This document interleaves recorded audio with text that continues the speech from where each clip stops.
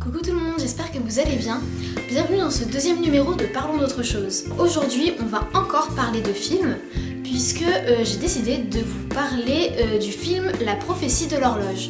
C'est parti. La prophétie de l'horloge, j'ai vu ce film mardi dernier, bien qu'il soit sorti depuis le 3 octobre au cinéma. J'ai décidé de vous en parler parce que je trouve que c'est la bande-annonce m'avait plu. Et je trouvais qu'il avait pas beaucoup eu de pub en fait, que ce soit à la télé, au niveau des affiches, tout ça. Enfin, je trouvais que c'était un film qui a pas été très médiatisé, du coup je voulais vous en parler. Sachant qu'en plus là j'ai vu hier que il a été enlevé du cinéma à côté de chez moi, donc le film n'a pas dû trop connaître son public, en tout cas dans ma ville. On va commencer déjà par dire de quoi parle le film. L'histoire se passe dans les années 50. En fait, c'est un petit garçon, dont j'ai oublié le nom parce que ça fait une semaine que j'ai vu le film. Mais bref, qui va vivre chez son oncle suite au décès de ses parents. Ce qui se passe, c'est que déjà c'est un enfant qui est un peu particulier, qui aime beaucoup les mots. Il passe son temps à lire des dictionnaires et à apprendre du nouveau vocabulaire. Et l'oncle aussi est un peu bizarre puisque en fait il vit dans une sorte de très grand manoir qui a la réputation d'être hanté dans la ville où il vit.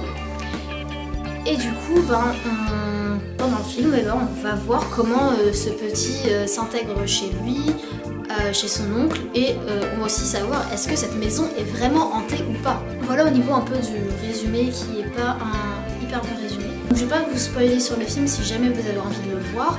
Je vais voir si je peux pas vous mettre un lien de la bande-annonce dans la description. Comme je le disais tout à l'heure, le film il a été déprogrammé au cinéma à côté de chez moi. Donc je pense que c'est un film qui a tendance à être déprogrammé des petits cinémas. Mais je sais qu'il se trouve encore dans les grandes enseignes telles que UGC par exemple.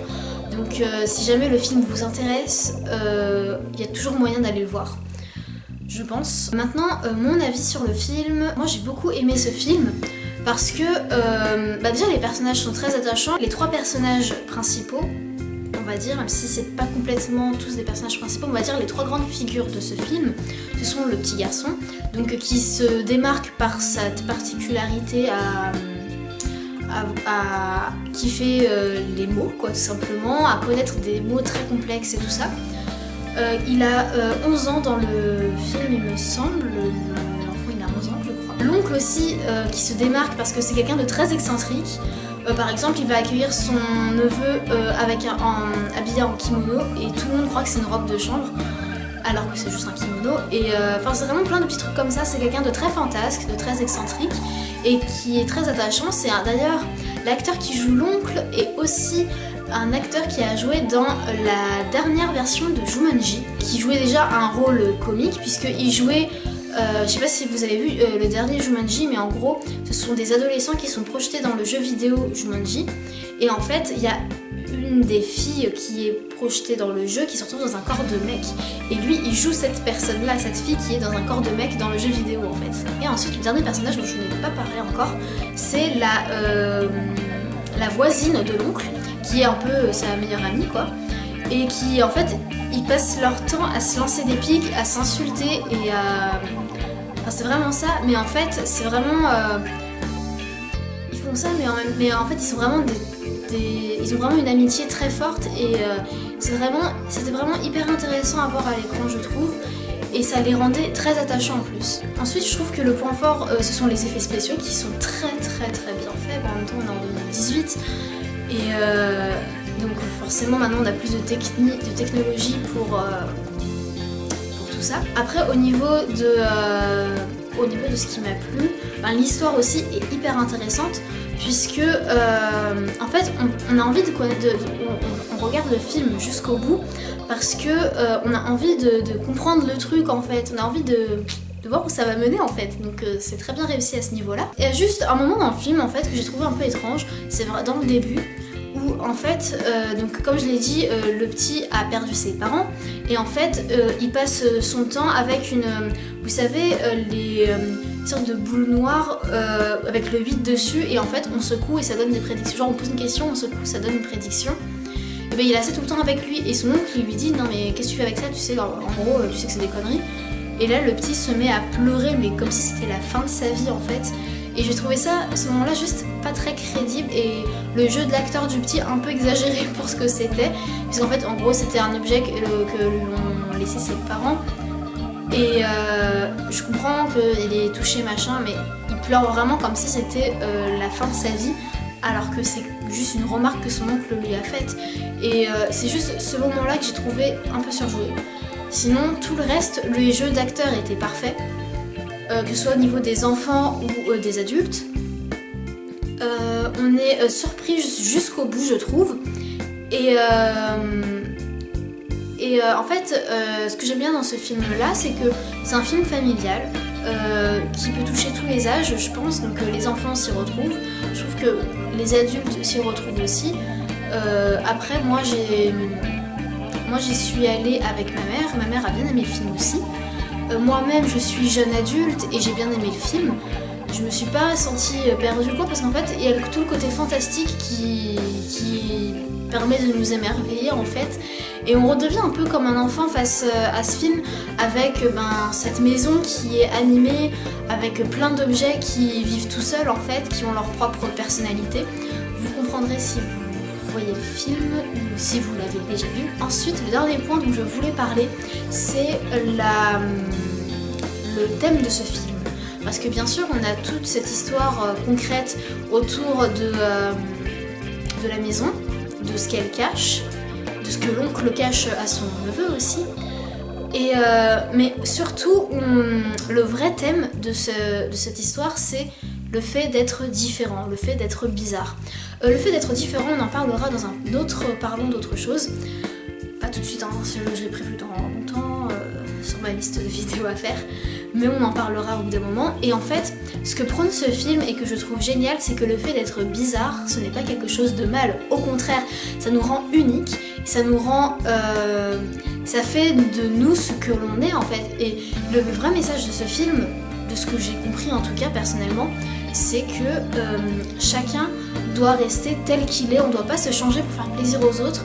On est bizarre, et bien on assume d'être bizarre en fait, et être bizarre c'est quelque chose de bien. C'est ce que le film revendique, et je trouve que c'est un très beau message, surtout par rapport au public visé par le film, puisque clairement on est sur un public, je pense, enfant, adolescent, jeune adulte sûrement, qui est visé. Et je trouve que c'est vraiment important comme message à porter à des personnes aussi jeunes en fait, que il faut s'accepter tel qu'on est, et que ce n'est pas parce qu'on est différent des autres que ce qu'on est quelque chose de mal, bien au contraire. Et vraiment le film prône ça, et c'est quelque chose de merveilleux je trouve de trouver des films avec des messages aussi profonds. Voilà, je voulais juste vous parler de ce film là. Si vous ne l'avez pas vu, le film s'appelle La prophétie de l'horloge. Il est sorti au cinéma depuis le 3 octobre. Oui, dernier point d'ailleurs, quand je suis allée le voir, on n'était que 4 dans la salle, donc 4 en comptant moi et ma mère, donc ça veut dire que si nous on n'était pas venus, il aurait été que 2 dans la salle. Juste parce que je pense que ce film n'a pas du tout eu la pub qu'il aurait dû avoir, et c'est bien dommage parce que c'est un très bon film, hein, de ce que j'en pense moi en tout cas personnellement, et je trouve que c'est dommage que le film ne rencontre pas son public juste parce qu'il n'a pas eu la pub qu'il fallait.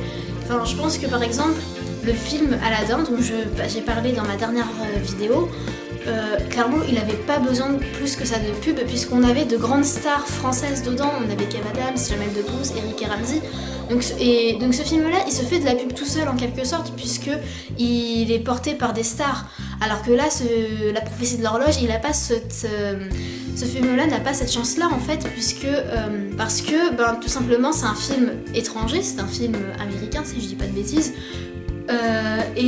Comme c'est un film américain, les stars qui sont dedans ne sont pas des stars connues forcément à l'international, donc, enfin si, mais pas connues de la jeune génération, puisque le rôle de la voisine est joué par Cate Blanchett, qui est une actrice très connue, mais que les plus jeunes ne connaissent pas. Genre moi-même je suis incapable de vous dire, à part ce film-là, dans quel film elle a joué. Je la connais juste de nom. Et du coup, c'est dommage parce que en fait il aurait fallu, parce que par exemple Aladdin, je vois des affiches sur tous les bus. Ce film-là, je vois pas du tout d'affiches. Ah si, il y avait une affiche dans ma fac pendant une semaine ou deux, même pas. Et puis voilà quoi, c'est parti.